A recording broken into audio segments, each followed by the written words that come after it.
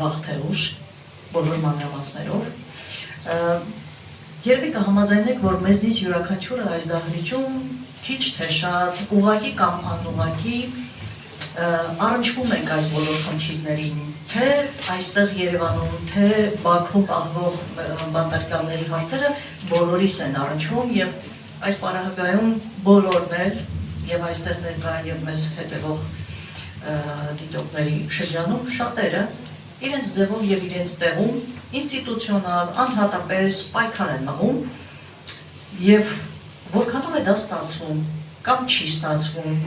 որոնք են հիմնական խոչընդոտները։ Ահա այս մասին զեկույց ներկայացնելու համար հիմա խոսքը փոխանցում եմ Հույդա Հայաստանի Գերագույն մարմնի անդամ, Հայաստանի Հանրապետության ազգային ժողովի պատգամավոր, Հայաստան խմբակցության ներկայացուցիչ Գեղամ Մանուկյանին։ Միացած եք։ Շնորհակալ եմ։ Ես կուզեմ մի քիչ կարճ խոսքից թեման ունը փոխել, քանի որ նաև գրքի շնորհանդեսն է։ Նախ Սիրանուշի խոսքում մի կարևոր բան կա։ Ադրբեջանի կողմից Արցախի ռազմաքաղաքական ղեկավարության եւ մեր մյուս հայրենակիցների դատավաճառը ինչի չեն հրապարակում։ Դե ես ներքին համոզում ունեմ, մարդ որը հետևել ամբողջ դասական process-ին ինչքանով ադրբեջանական կողմը պաշտոնական տեղեկատվություն է տվել, ես կարծում եմ, որ Ադրբեջանը մինչև Հայաստանի խորհրդարանական ընտրությունների վերջ այդ դատավճիռը անգամ ցանկության դեպքում չի հրապարակի։ Երեքշաբթի առաջօրը իշխանան Դավիթի խոսքում մի հատ կարևոր միտք կա։ Այդ դատավճիռը այնտեղ դատվող 15 հայերի մասին չի։ Այդ դատավճիռը ընդդեմ Հայաստանի Հանրապետության է։ Եվ Ադրբեջանը տվյալ դեպքում այդ դատավճիռը չի հրապարակում, որպեսզի մազաչափ անգամ չվնասի Նիկոլ Փաշինյանին, որտեղ այդ դատավճիռը պարզ է դառնում հայության համար, ենթադրում է, չեմ կարծում սխալվում եմ, որ ինչքան էլ Հայաստանի իշխանությունը կուզեքուզ մանկագլուխը փողի մեջ մտցնի, ուրացման տոտալ շարժում անի, Ադրբեջանը այդ էջը չի փակել եւ դեռ ավելին այդ էջը շարունակելու է օգտագործել ընդդեմ Հայաստանի Հանրապետության ագրեսիվության նոր դրսևորումների, որովհետեւ ամբողջ դատաքննության ընթացքում ավելի շատ կենտրոնացած են եղել ամբողջ անցնող 30 տարիների գործողությունների վրա, պետական, ռազմական գործիչների մասին են հիշատակել, քան բուն դատաքննության մասնակիցների ընդհանրապես դերակատարության։ Եվ դժվարությունների մասին հատկապես նայեք իրականում Կարեն Տեքարյանի այս գրքում մի շատ կարևոր բան կա։ Գիրք, որը խոսում է Հայաստանի Հանրապետության ընդհանրապես միջազգային կառույցների գործունեության, պետական, դիվանագիտական, խորհրդարանական, նաև ժողովրդական դիվանագիտության, բայց այս գիրքը ասեմ մի հատ կարևոր ջրբաժան ունի, մինչև 18 թվական եւ 18 թվականից հետո։ Եվ ինչի եմ ասում 18 թվականից հետո պայմանական դա 20 թվական ավելի շատ,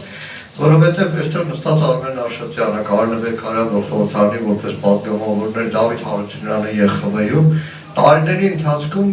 պատվիրակություններում ընդգրկված են եղել իշխանություն, ընդդիմություն, որոնք իրար փոր են թափել պայմանական ասեմ Հայաստանի ազգային ժողովում, բայց ընդհանրապես գլոբալ անկյունակարային հարցերում արտաքին ճակատում գրեթե ամբողջությամբ միասնական վիճակով են հանդես եկել։ 20 թվականից հետո իրականում արտաքին ճակատի վրա ասեմ ամենամեծ ավերներից մեկը դա ամենամեծ ահավորությունն է, որ 5 հայով նստած է, օրինակ ԻԱՀԿ խորհրդարանական վեաժողով։ Գալստյան Լիլիթը պայմանական խոսում է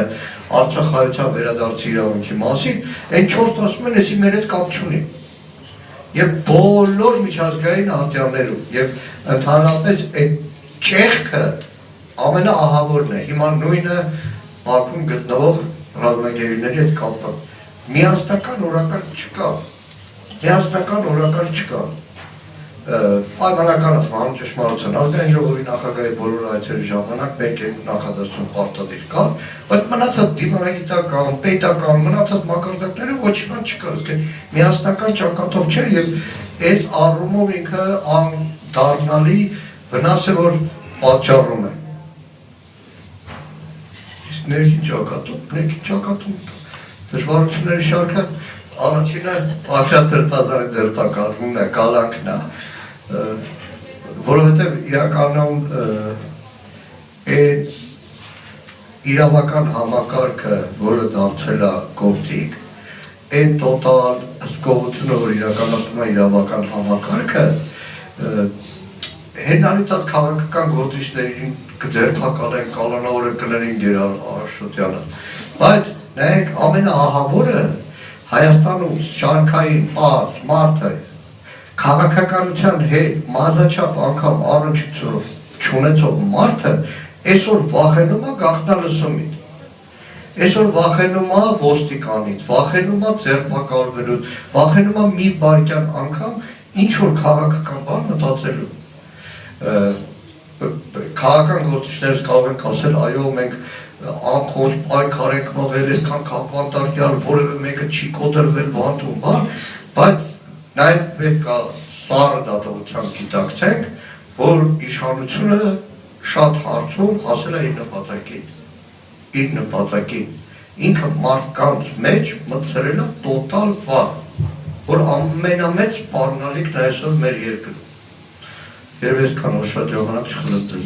Ես հիշում եմ, որ սրա վերաբերյալ ձեր վերջին ձևակերպումների վերաբերյալ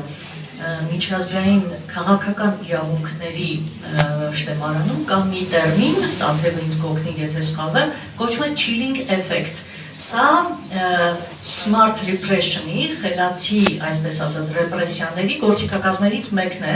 սառեցման էֆեկտ անել, այսինքն կիրառել այնպիսի գործիքներ, որոնք ընդհանրապես կրճատում են ընդվզելու ցանկացողների թիվը, ոչ թե ընդվզումների որակը, քանակը, ընդհանրապես ընդվզումների թիվը։ Սա երևի թե ամենաակտիվ կիրառվող գործիքներից մեկն է, որը ցավոք այսօր տալիս է իր արդյունքները, այն էլ հիմա Երբ մենք նախընտրական քարոզարշավի մեջ ենք եւ սա առավել քան խանգարում է, որովհետեւ ընտրական մասնակցությունը նույնպես ենթարկվում է chilling էֆեկտի, որովհետեւ ոչ միայն քաղբանտարկյալների գործերն են ծաղրի մակարդակի, առհասարակ քաղաքականությունը վերածվում է այնպիսի գործընթացի, որին ցանկացած սովորական մարդ ուղղակի ընթերցելիս մոտենալիս, ասում ավելի շատ զզվանք է ապրում եւ սա հանգեցնում է դրան, որ մարդիկ ընդհանրապես չեն ուզում զբաղվել քաղաքականությամբ, չեն ուզում ընդհանրապես մասնակցել ընտրությունների եւ սա նույնպես ձեռնտու է ներկա իշխանություններին։ Շատ կապ դրա հետ կապված, չեմ ուզում վարձել գույնի վրա ավարտել խոսքը։ Առավոտը 3-3 ժամի Սրբազանի մոտ է հետաքրքիր մի բանի վրա ուշադրություն դարձրեց։ Առավոտյան ռադիոյով կարծեմ Քոչարյան Կարենը թե Վիգեն Հակոբյանի խոսքն է, որ գաղտնալսում է նախընտրական շրջանի գաղտնալսումներից խոսք է եղել, ասել է դրանք հավաստի չեն, դրանք կեղծված են, Բագրատ Սրբազանի այդքան գաղտնալսումները պարզարձան, որ կեղծված են։ Իրականում Սրբազանը ասում է մեր դատաքննության եւ փաստաբանների անհավատալի մժղի աշխատանքի, որտեղ ծերից է լսեց այդ բոլոր գաղտնալսումները, սղագրեց, համեմատեց, ամեն բառը փորձեց բանանել, Սրբազանն ասում էր մեր դատի գաղտնալսումների արժեզրկման արդյունքում մարդը ոնց ընդհանրապես վերացել է հավատքային առօրյան գիշեր հակակոռուպցիոն կոմիտեի որ գաղտնալսում հրապարակում, բոլորը միանշանակ համոզված են որ սուտ է։ Սա այն մյուս էֆեկտն է։ Ոչ միայն այս, այլ նաև բազմաթիվ այլ հարցերի եւ խնդիրների շուրջ լուրջ աշխատանք է կատարում նաև Արցախի ժողովրդի իրավունքների պաշտպանության հանձնախումբը Վարդան Օսկանյանի համակարգմամբ։ Նրանք մշտապես փորձում են այս հարցերը, արցախահայերի իրավունքների հարցերը,